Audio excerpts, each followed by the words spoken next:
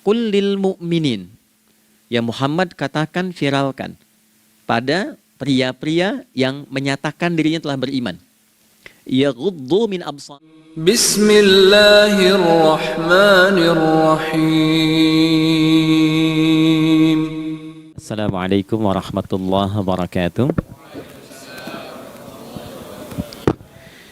Alhamdulillah wassalatu wassalamu ala Rasulillah Muhammad ibn Abdullah wa ala alihi wa sahbihi wa man walah wa ba'd.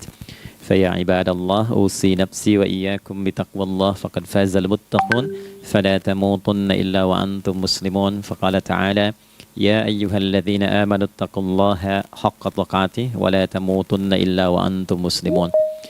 Keluargaku sekalian yang terhimpun di dalam Pertagas, Pertamina Gas, kita mengawali dengan bermohon kepada Allah semoga siapapun yang berada di ruangan ini atau terhubung dalam kajian ini, semoga senantiasa dijaga, diberkahi, dan dilindungi dalam kebaikan oleh Allah Subhanahu wa Ta'ala.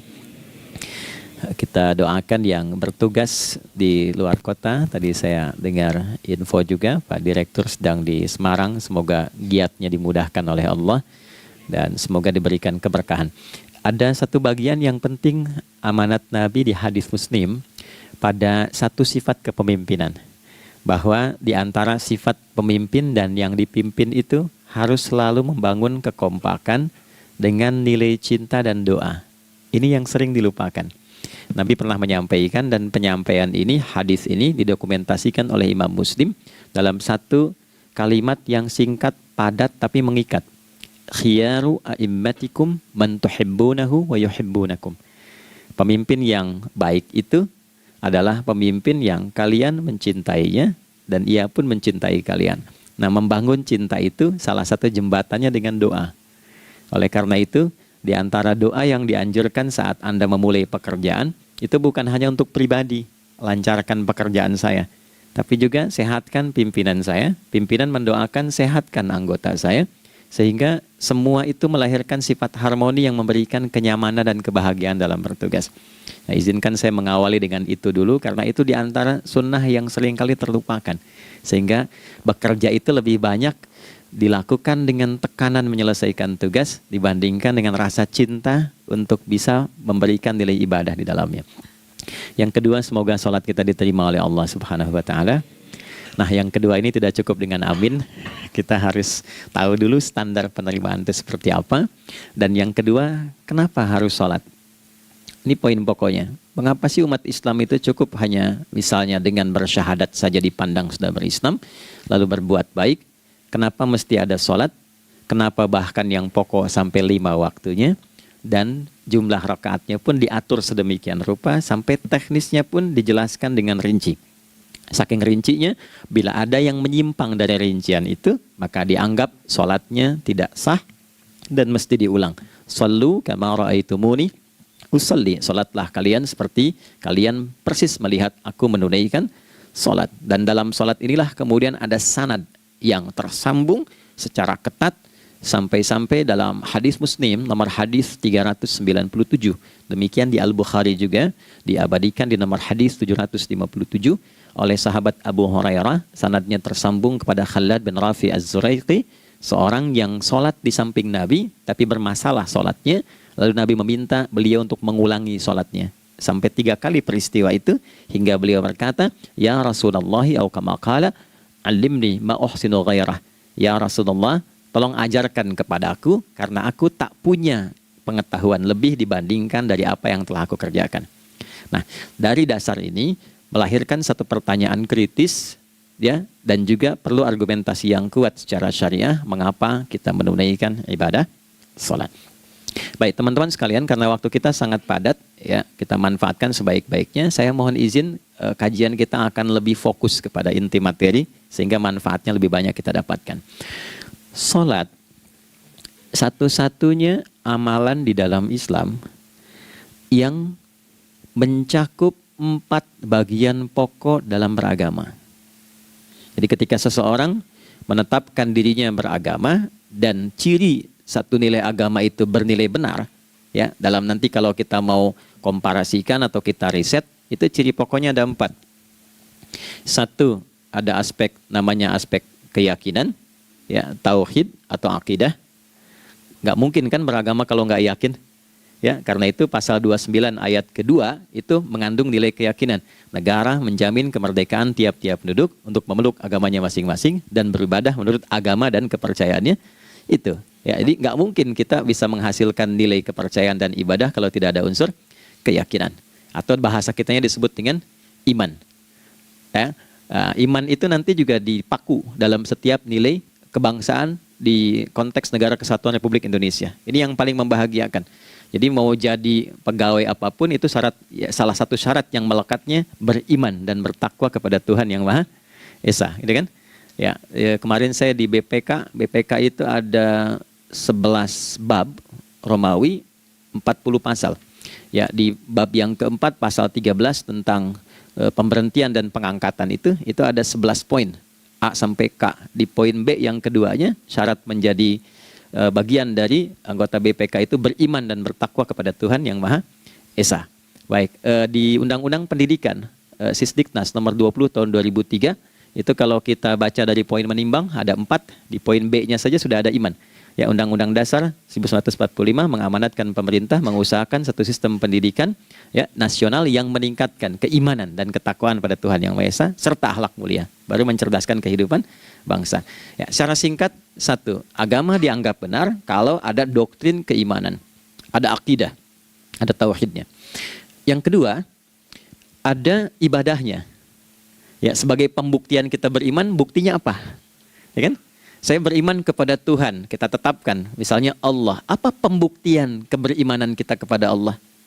Ya, kan pembuktiannya itu mesti diwujudkan dalam bentuk sikap. Sikap itulah yang disebut dengan ibadah. Nah, konsepsi ini ada di Quran surah ke-20 Thaha di ayat ke-14. Innani anallahu la ilaha illa ana fa'budini. Ya, sungguh aku tegaskan bahwa akulah Allah, satu-satunya Tuhan yang layak dipertuhankan dan disembah. Ketika Anda mempertuhankan aku, fa'budni, maka buktikan kebertuhananmu kepadaku dengan menyembahku. Karena itu namanya Allah punya dua arti.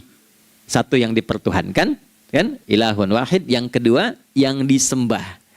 Ya, jadi yang dipertuhankan dan disembah. Oke. 3. Yang ketiga harus punya unsur praktikal atau implementatif dalam interaksi kehidupan. Ya, jadi bukan cuma nyembah Tuhan, bimbingan kehidupannya apa? Implementasi dari ibadah itu. Ya, ciri umat beragama itu kan bukan hanya sekedar saya yakin, beriman, saya ibadah. Terus bukti ibadah itu dibawa dalam berinteraksi hariannya seperti apa wujudnya. Ya, makanya ketika dulu orang itu jujur, orang itu bangga dengan kejujurannya bukan sebagai orang jujur, tapi sebagai muslim. Jadi ketika ditanya, kenapa Anda jujur? Karena saya muslim. Ketika ada seorang penggembala di Sahara yang sangat gersang, diuji oleh Umar bin Khattab, ingin diambil kambingnya, kan kisahnya viral kan? Baik ya? Oh, tapi ini bukan punya saya. Bilang aja pada tuan Anda, kalau kambingnya hilang satu dimakan serigala. Lantas di mana Allah? Jawaban itu yang menggetarkan kepada jiwa. Jadi kebenaran yang diungkap dengan sikap kejujuran itu implementasi nilai beragama. Nah, jadi praktek ibadah ada di muamalah. Oke, satu akidah. Akidah dibuktikan lewat ibadah, ibadah diimplementasikan dalam muamalah. Itulah sebabnya nanti seluruh bagian tubuh kita ketika digunakan untuk bersifat dan bersikap, itu ada tuntunan iman di dalamnya. Oke? Misal, saya tanya begini ya, ini mukaddimah ya, kita belum mulai nih. Saya tanya gini, apa fungsi mata? Tuh kan, sudah keliru kan? Nah, kalau hanya melihat, hewan juga melihat. Ya? Coba kambing melihat, ya kan? Elang melihat. Lalu apa bedanya fungsi mata kita dengan mata hewan? Ternyata ketika kita meriset ayat-ayat Al-Quran terkait dengan fungsi tubuh kita, itu rata-rata dibuka dengan iman dulu. Quran surah 24, surah Cahaya, ayat 30 untuk laki-laki, 31 untuk perempuan. Qul lil mu'minin. Ya Muhammad katakan, viralkan pada pria-pria yang menyatakan dirinya telah beriman. Yaghuddu min absarihim, gunakan pandangannya itu yang dibimbing oleh imannya untuk melihat yang baik saja menurut standar imannya. Jadi kalau menurut imannya tak baik, nggak boleh dilihat. Karena itu ketika Anda sudah mengatakan asyhadu an la ilaha illallah, asyhadu anna Muhammad Rasulullah, kalimat itu dari lisan turun ke hati, itu jadi cahaya ke bagian tubuh kita. Makanya ketika Anda melihat, itu ada cara pandang tertentu yang dibimbing iman, standarnya beda dengan tanpa iman. Kalau nggak ada iman, semua mungkin terlihat. Tapi ketika ada iman, hati kecil Anda akan bicara, ini nggak baik. Palingkan. Nah, memalingkan dari yang tak baik menurut iman, itu namanya ghaddul basar. Oke, perempuan juga begitu, setara. Wa kullil mu'minati yaghdudna min absarihinna. Dan katakan pada setiap perempuan yang menyatakan dia beriman, maka gunakan pandangan itu dengan bimbingan imannya. Ketika tak baik menurut imannya, palingkan. Ya, Anda lihat kajian di YouTube, terus ada iklan kan? Nah, terus menurut standar iman nggak bagus, itu otomatis akan nggak suka itu. Ya, pasti dipalingkan. Ya. Anda kalau naik pesawat ya, tugas keluar tuh, pertagas tugas keluar. Kalau pramugari lagi demo tuh yang dilihat pramugarinya apa demonya tuh. Nah, iman itu akan bekerja di situ tuh. Ya, palingkan tuh. Nah, sama dari mata turun ke, jangan langsung ke hati aja, ke lisan dulu kan. Ya, ke mulut kan. Itu mulut tuh ketika digunakan fungsinya, imannya disebut dulu. Ya, Quran surah 49 ayat 11 misalnya. Ya ayyuhalladzina amanu, imannya dulu. La yaskhar qaumin qaum. Ayat 12-nya la yaghtab ba'dukum ba'dha. Hai orang-orang yang telah menyatakan beriman. Kalau pakai alladzina disebutkan 1080 kali dalam Al-Quran, itu kalimatnya diksinya singkat, padat, mencakup semua tanpa sekat. Oke, jadi kalau laki-laki, perempuan, tua, muda, besar, kecil, beda strata, duniawi, itu semua tercakup di dalamnya. Hei semua yang telah menyatakan beriman, gunakan imanmu untuk membimbing lisanmu bertutur. Kalau masih merasa punya iman, jangan gunakan lisan untuk mencela merendahkan orang. Untuk bergibah, membuat hoax. Didetilkan oleh Nabi kalimatnya jelas. Man kana yu'minu billahi wal yaumil akhir falyakul khaira aw liyasmut. Siapapun. Nah, dari alladzina ketika dirinci pakai man. Ya, man itu bentuk tunggal, ya, personal, tapi maknanya general.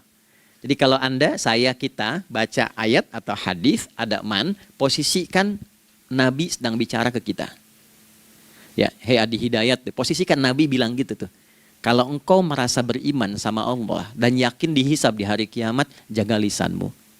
Katakan yang baik dengan bimbingan imanmu, tak mampu engkau diam. Jadi cukuplah suami istri itu menggunakan satu hadis ini, pasti sakinah itu muncul dalam kehidupan rumah tangganya. Ya, itulah sebabnya kenapa sakinah didahulukan dibanding mawaddah. Hati-hati ya, Mbak, walaupun namanya sakinah nggak ada ini nggak akan datang tuh ketenangan tuh. Ya, ada yang tahu nggak rahasianya? Kenapa sakinah duluan dibanding mawaddah? Ya, 5 juta. Ya, waktu habis karena padat sekali. Maddah jamaknya mawaddah, rasa kasih yang tumbuh dari pemberian materi.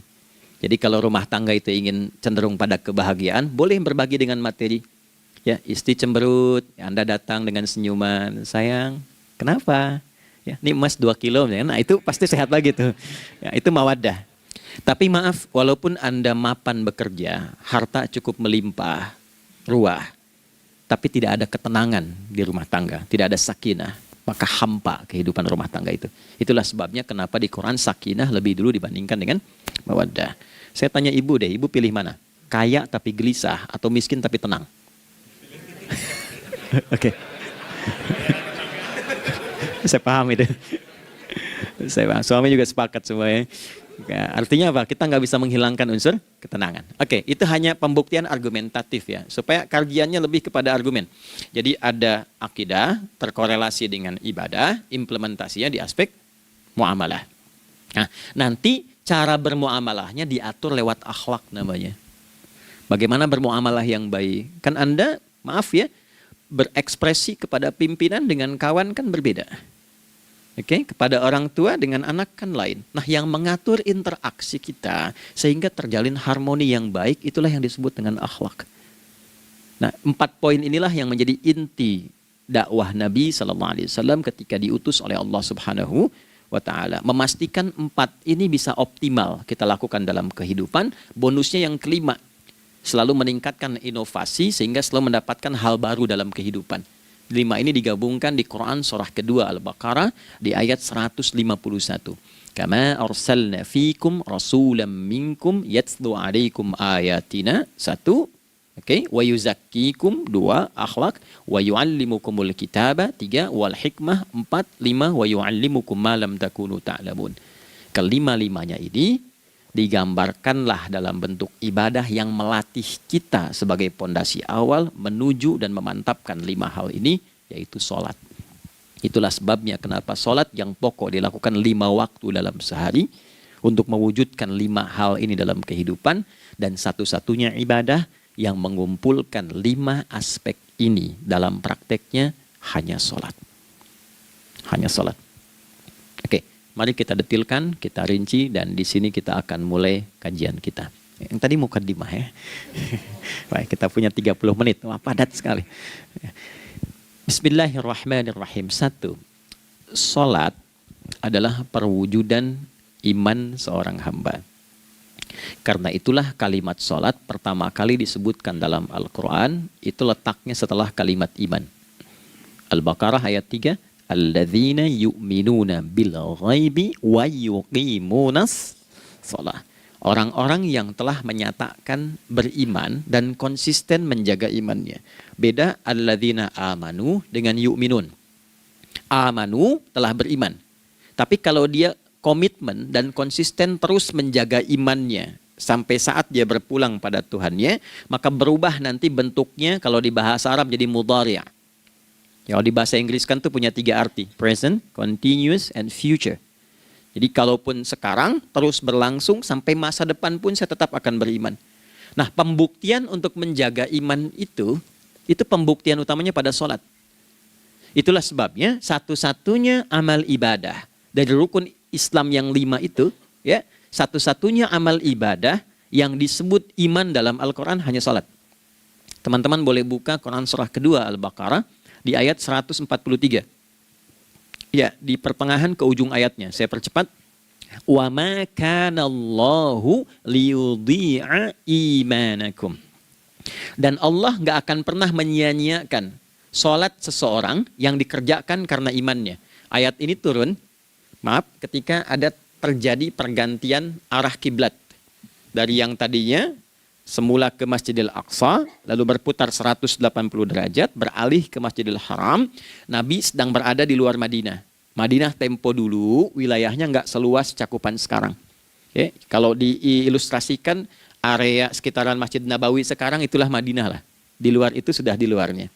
Nah, Nabi sedang sholat, riwayatnya banyak menyebutkan, ada yang mengatakan zuhur, ada asar, ada maghrib. Di pertengahan itu turunlah Al-Baqarah ayat 144. Qad nara taqalluba wajhika fis sama' falanuwalliyannaka qiblatan tardaha fawalli wajhaka syatral masjidil haram. Maka berputarlah dengan turunnya ayat ini 180 derajat menghadap ke arah Masjid Al-Haram. Problemnya adalah ketika Nabi dan pengiring beliau kembali ke Madinah, area Masjid Nabawi, kan nggak semua masyarakat ikut. Maka virallah informasi itu bahwa kiblat telah beralih ke kiblat awal, yaitu Ka'bah Al-Musyarrafah. Maka penduduk panik pada saat itu. Status sholat kami yang tadi dikerjakan bagaimana? Karena sedang nggak bisa diulang, sudah pindah waktu. Maka turunlah kemudian firman Allah yang Al-Baqarah 143 itu, wa ma kana Allahu liyudhi'a imanakum. Karena engkau mengerjakan sholat itu dengan imanmu, maka Allah nggak menyia-nyiakan imanmu itu. Maksudnya apa? Walaupun arah kiblatnya tidak tahu mengarah kepada sisi yang belum berubah, tetap dihitung pahalanya sempurna karena imannya. Gitu. Nah, ini nanti yang menjadi landasan turunnya Al-Baqarah ayat 115.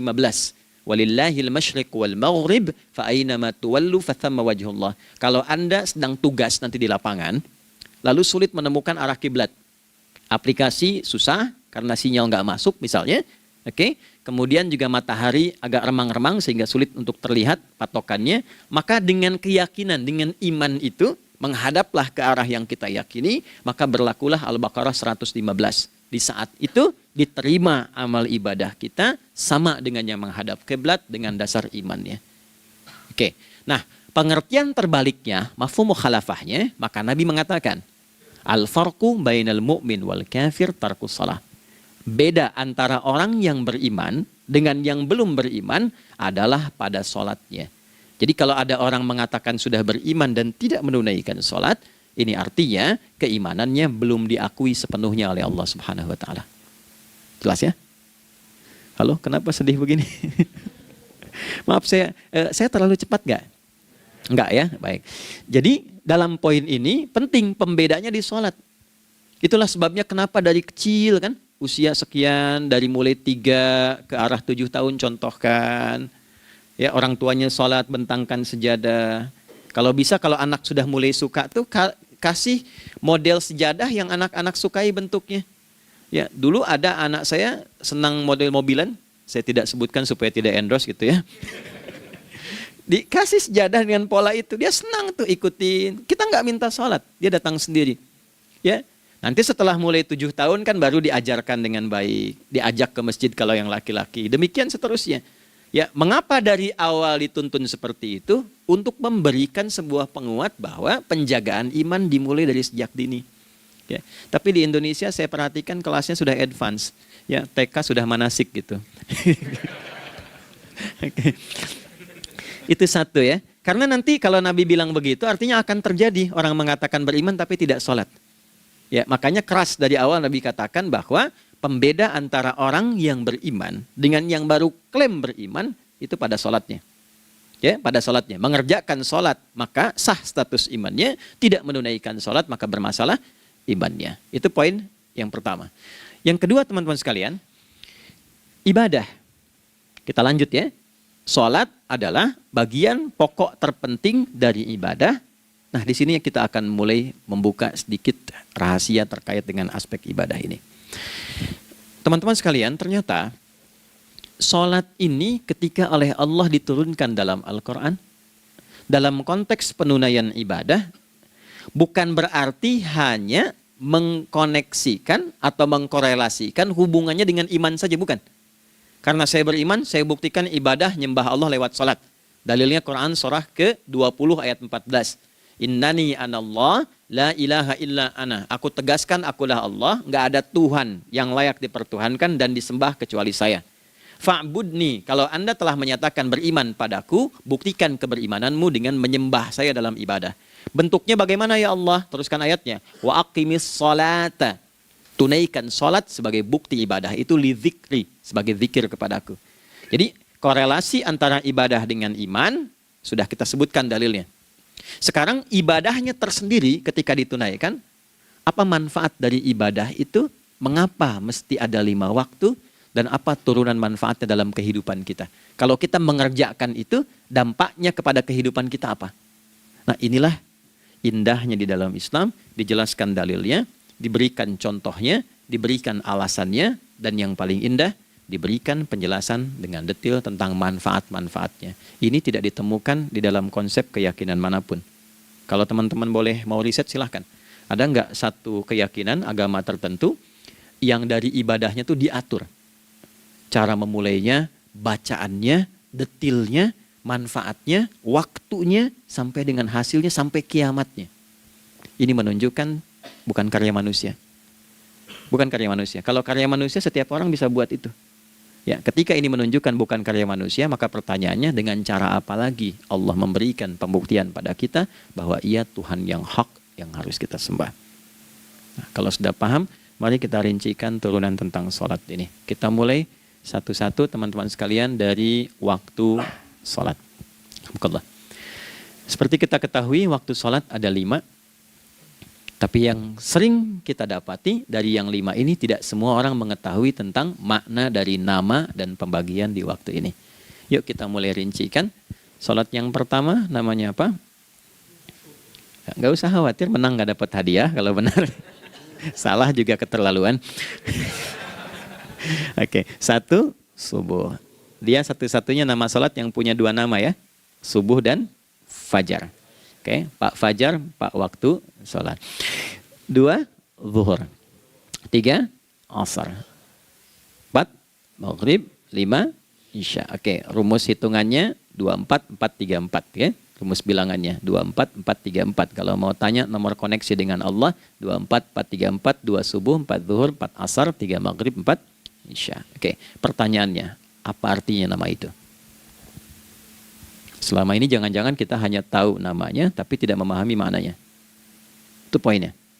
Oke, sekarang mari kita mulai. Izin saya tidak punya kemampuan untuk menuliskan, ya, karena memang saat ini terbatas. Tapi kalau diperkenankan bisa kita coba uraikan sedikit. Baik. Ya, bismillah, jazakallah khair. Mohon fokus baik-baik karena waktunya tinggal 21 menit lagi. Izin saya pastikan dulu ya supaya terlihat dengan baik. Ibu kelihatan di sana? Bagus. Bagus ya. Saya kira tuh hanya di Sumbawa Barat. Ternyata di Pertagas pun perempuan-perempuannya imannya luar biasa. Maksudnya belum saya tulis sudah kelihatan. Imannya luar biasa. Oke, kita mulai dari yang pertama ya, 5 waktu sholat. Kita mulai dari 1 dulu, subuh. Teman-teman saya turunkan dulu ya. Izinkan saya tulis pakai bahasa Arab dulu supaya gampang. 1, dia punya 2 nama, yang ke Arab ya. Kalau yang gini angka Hindi. Anda yang di admin di komputer pasti tahu. Ada Fajr. Kata subuh ditemukan di Al-Quran surah ke-81 At-Takwir ayat 18. Kalau keliru tolong diingatkan. Was-subhi idza tanaffas. Quran surah 81 ayat 18. Ya. Nggak usah di ilmu utak-atik ya. Oh ini kenapa 81 kalau dibalik 18? Itu cocok logi. Ya, abaikan aja itu. Ya. Fajar agak banyak di Quran terkait dengan nama sholatnya ada di Quran surah ke-17 di ayat 78. Aqimis salata liduluki syamsi ila ghasaqil laili wa qur'anal fajr. Inna qur'anal fajri kana masyhuda. Yuk kita mulai ke maknanya dulu. Ingat rumusnya ya. Rumusnya ini selalu begini rumusnya. Aqidah selalu punya korelasi dengan ibadah. Ibadah selalu punya korelasi dengan muamalah, interaksi harian kita. Muamalah hiasannya adalah akhlak. Nah, barulah kemudian di sini muncul inovasi dalam kehidupan, hal yang baru. Hidup ya, yang mengacu pada 2 kebahagiaan yaitu dunia dan akhirat. Ya, konsepsi ini nanti ditemukan di Quran surah ke-2 Al-Baqarah ayat 201 dan menjadi doa paling favorit umat Islam Indonesia saat ini. Rabbana atina fid dunya fil akhirati. Oke, ya cukup. Subuh. Ini rumus dasarnya. Dari akidah, kita beriman, pembuktian imannya lewat ibadah sholat. Apa hubungan sholat dengan aktivitas harian kita? Subuh asalnya terkorelasi dengan kata asbah. Oke? Asbah itu asalnya sesuatu yang sudah siap dengan rencana yang matang. Baik, orang Arab tuh kalau bertanya begini, kaifa asbahta ya akhi? Kaifa asbahti ya ukhti? Bagaimana kabarmu di pagi ini? Itu bukan hanya nanya kabar kesehatan. Beda dengan kaifa haluk, beda. Ya, itu bertanya bagaimana kabarmu hari ini, aktivitasmu bagaimana? Lancar, sudah siap, planning bagus dan sebagainya. Ya, itulah sebabnya ketika Allah bersumpah dengan awal waktu, penandanya adalah planning kegiatan.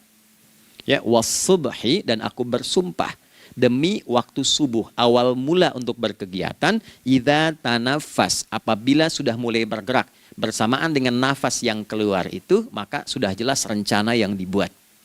Ya, jangankan kita, semua alam itu, semesta itu seluruhnya bukan hanya bertasbih, tapi beraktivitas dalam tasbihnya.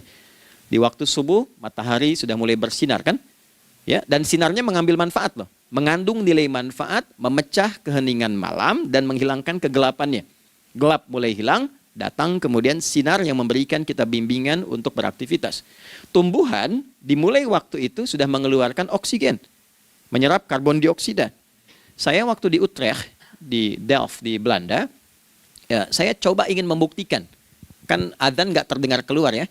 Jadi sebelum waktu subuh itu saya keluar, kebetulan flatnya waktu itu dekat area hutan yang agak rimbun, enak gitu, udaranya bagus. Itu sebelum subuh terasa karbon dioksida. Walaupun cuma beda hampir 1 menit. Tapi begitu masuk waktu subuh, keluar kesegaran yang luar biasa. Oksigen yang keluar. Ya, Ini kan nggak mungkin kalau kuasa Allah tuh nggak mungkin terjadi seperti ini kalau bukan kuasa Allah Subhanahu wa taala. Tapi poinnya adalah yang bicara begini Quran. Nah, sekarang yang ingin saya katakan adalah alam semesta dalam konteks seperti matahari, kemudian tumbuhan, binatang, ayam bahkan mulai berkokok, punya planning yang teratur. Masa kita makhluk yang dihisab tuh nggak teratur? Nggak punya perencanaan? Maka subuh itu mengajarkan kepada kita, jangan sampai ada orang Islam yang punya keimanan, lalu menunaikan sholat, diajarkanlah oleh Allah, setiap masuk subuh itu harus punya agenda yang jelas. Planning yang terukur. Jangan terjadi mengaku muslim, beriman, tapi nggak jelas perencanaan hidupnya. Jam 7 mau di mana? Jam 8 kerjakan apa? Anda dari sini ketemu 7 ke 4, atau setengah 8 ke setengah 5, 8 jam kerja. Oke, berangkat jam berapa? Petakan di jalan macetnya di sebelah mana? Ukur sampai kantor tiba jam berapa? Apa yang mau dikerjakan di kantor? Itulah Islam, itulah subuh. Sehingga tidak ada satupun orang Islam di era Nabi mengajarkan beraktivitas kecuali terukur dan teratur. Bahkan Nabi memulai itu evaluasinya di malam hari. Sehingga turun di antara surah Al-Insyirah itu ada ayat yang tegas mengatakan di ujungnya, فَإِذَا فَرَغْتَ فَانْصَبْ. Evaluasi yang telah berlalu di malam hari. Evaluasinya menyeluruh sampai ke zikirnya. Dicatat nih. Ya, aku hari ini secara spiritual itu, mohon maaf, sholat jamaahnya berapa waktu tuh? Dari 5. Oke? Misalnya dari 5 itu cuma 4, berarti koreksi ada yang kurang. 1. Ya. Yang kedua, secara intelektual sudah berapa bacaan yang dibaca saat ini? Ilmu yang ditingkatkan, mensyukuri anugerah akal dan sebagainya. Bekerja sempurna enggak? Turunkan ibadahnya bagaimana? Ketika ada yang kurang, istighfari. Ya, sebagai seorang ayah, ada nggak sesuatu yang salah yang dilakukan belum sempurna? Sebagai seorang ibu, anak dan sebagainya, istighfar. Itulah sebabnya sebelum tidur Nabi ajarkan istighfar. Yang kita tahu 70 kali kan, 100 kali. Yang saya tanya, 1 ke 70 itu istighfar apa saja? Apakah hanya bilangan di lisan?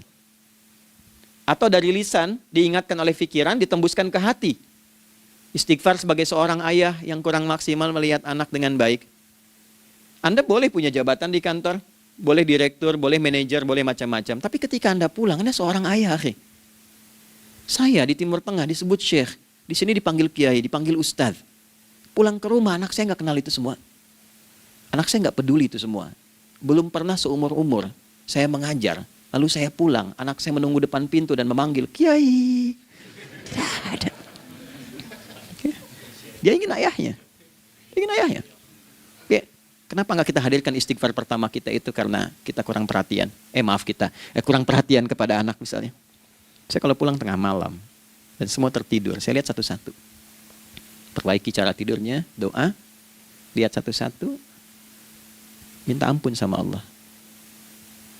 Dan ya kadang sebelum mengalirkan air mata kita nggak bisa tidur karena nggak tahu nanti ketemu lagi nggak di akhirat. Itu poin yang paling penting. Nah, jadi istighfar pertama itu untuk diri kita ketaatan pada Allah, untuk diri kita sebagai anak pada orang tua, sebagai suami punya tanggung jawab istri atau sebaliknya, demikian seterusnya. Nah, itu kalau sudah kita bisa lakukan, dievaluasi, direncanakan besoknya.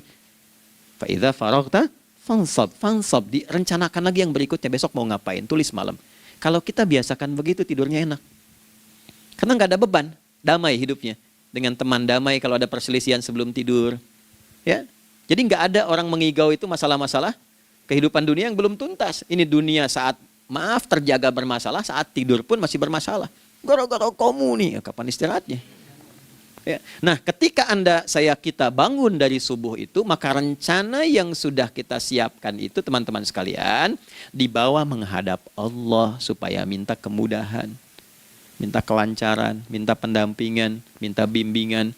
Itulah sebabnya kita dipanggil sholat di awal waktu. Supaya rencana yang sudah kita siapkan itu minta taufiknya, persetujuan dan perlindungan dari Allah. Inilah yang menjadikan rahasia umumnya para sahabat memulai berkegiatan sejak dari masjid. Teman-teman boleh riset deh hadis-hadis tentang sholatnya sahabat dan kaitannya dengan syuruk dan pekerjaan. Rata-rata memulai dari masjid. Mereka tungguin, evaluasi, begitu siap, syuruk, minta sama Allah, berangkat. Saya mau kasih satu rahasia ya. Boleh jadi ijazah tapi ini diantara kita aja ya. Anda boleh lakukan, berangkat ke masjid itu dengan baik.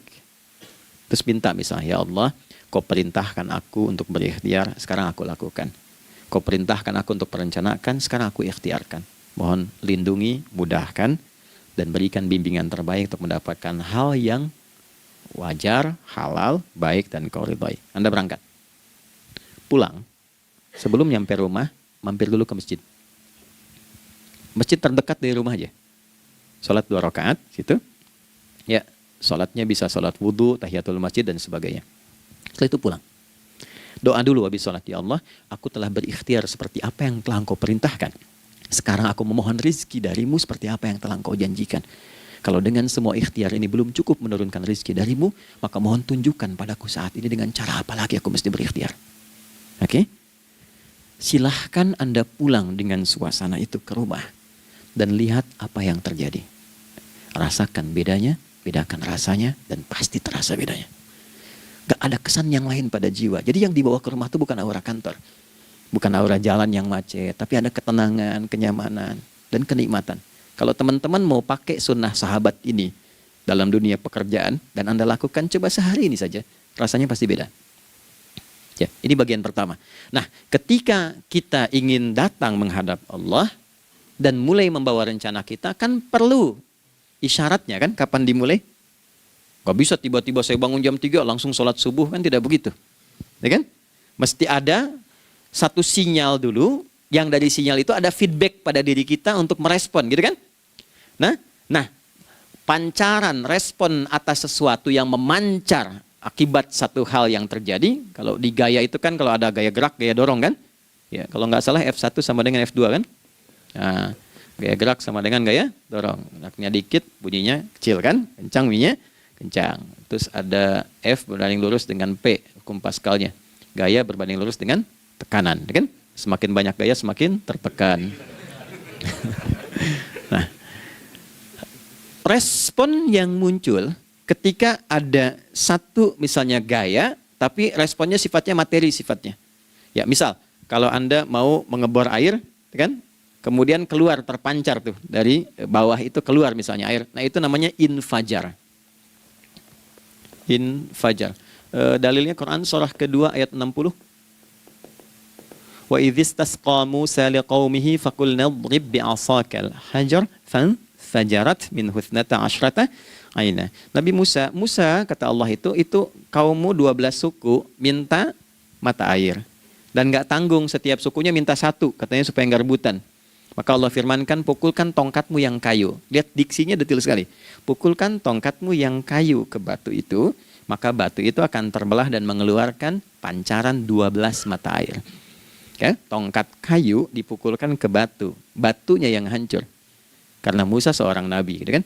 Anda punya tongkat emas, pukulkan ke batu, maka keluar 12 air mata. Gitu ya. Nah ini, infajar. Kalau respon yang keluar itu respon buruk.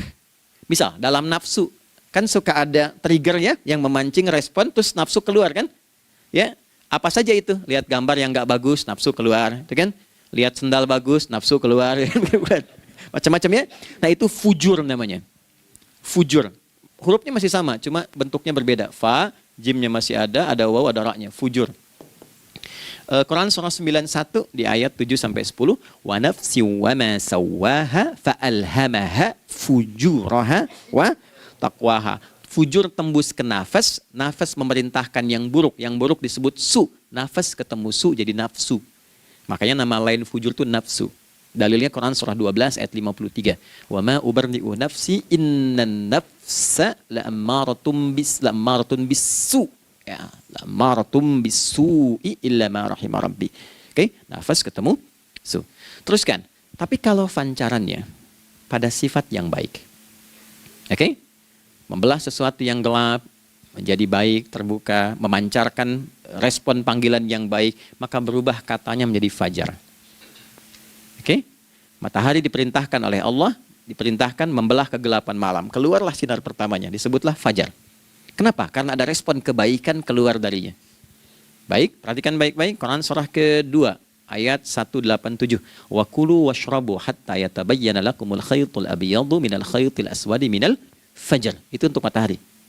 Kita lagi tidur enak-enak, sudah nyiapin rencana malam-malam. Tiba-tiba ada panggilan. Allahu Akbar, Allahu Akbar.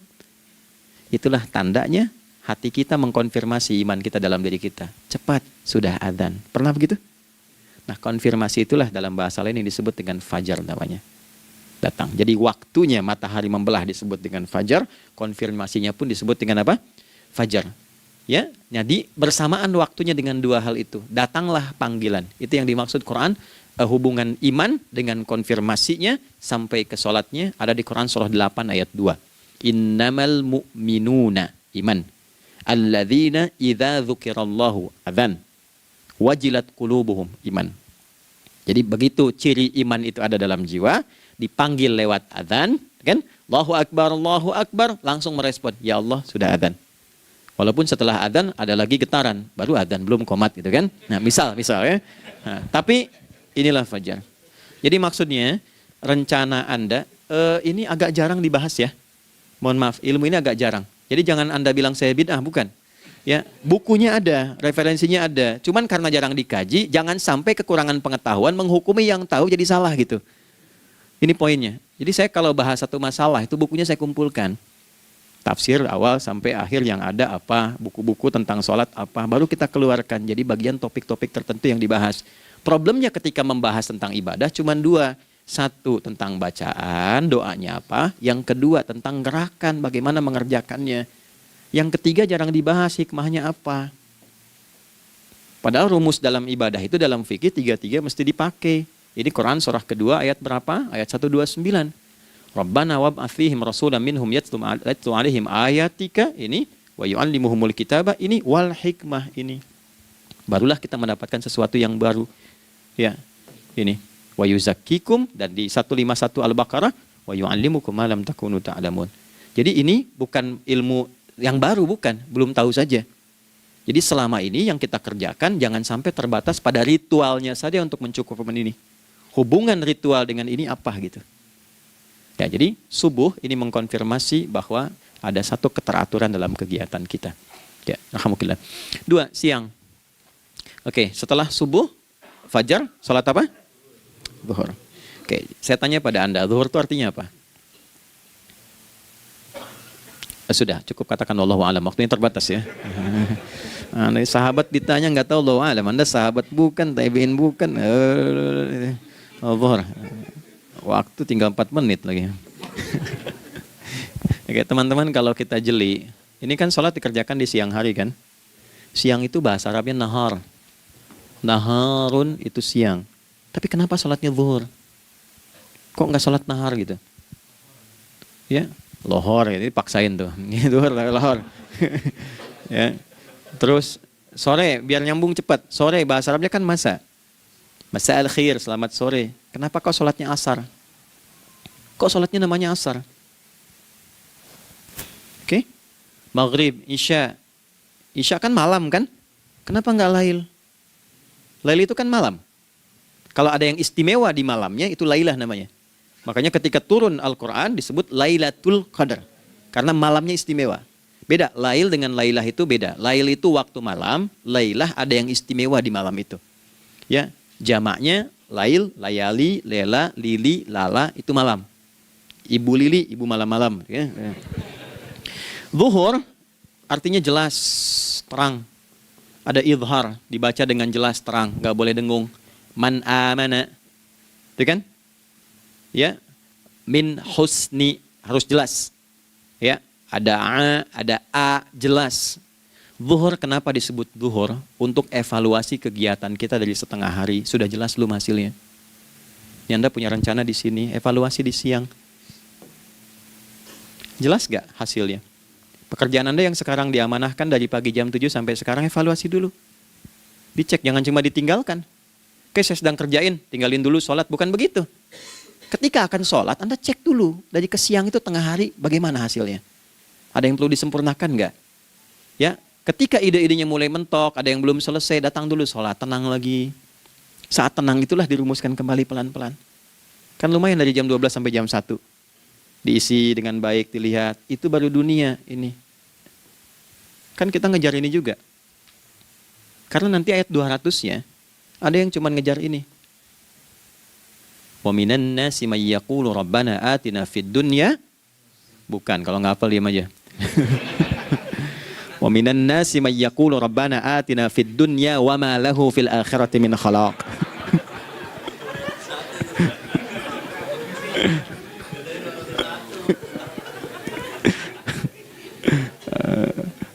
Paham kan? Dan di antara manusia ada yang fokusnya hanya dunia yang dikejar, sehingga nggak kebagian akhiratnya. Padahal dia tahu dia mau pulang. Yang lebih aneh lagi, pengen pulang surganya Firdaus dekat dengan Nabi. Tapi tiap hari kerjakan dunia, dunia lagi, berangkat gelap, pulang gelap, terus meninggal gelap juga.